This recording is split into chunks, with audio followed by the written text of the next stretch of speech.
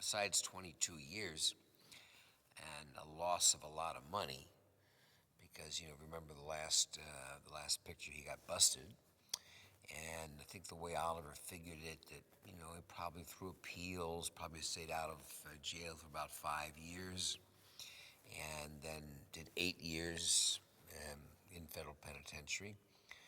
So that gets him out around 201 without any money. Cannot trade. Has lost his son, drug overdose while he's been away. So it's sort of a fresh start. And his only daughter, he says, divorced, separated. His only daughter is not talking to him. So as high as we saw Gordon back in '87, that's probably how low he starts out in this picture.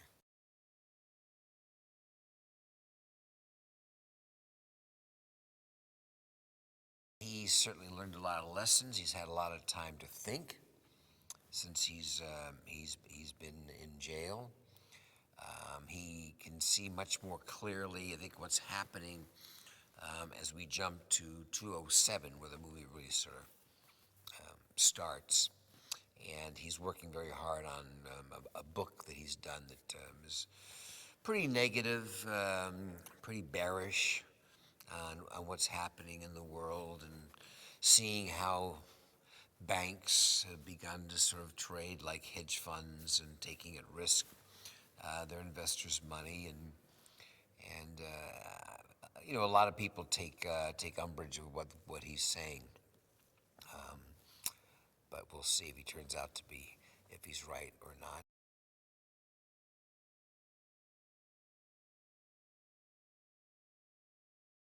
I think it was a reflection of this great villain that Stanley Weiser and Oliver Stone wrote the first time around.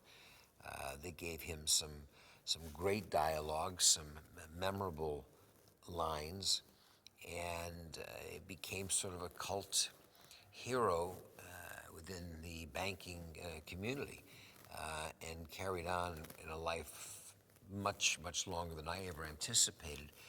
And I thought Oliver, as a director in the first one, really caught the kind of the verisimilitude and the tone and the time of '86, '87, when rocking and rolling on Wall Street. But yeah, if any part I play, it's the one that people come up to me a lot. They like a lot of stuff, but they like Gordon. They get a kick out of him, which was always the biggest surprise to us, because he was such a bad guy.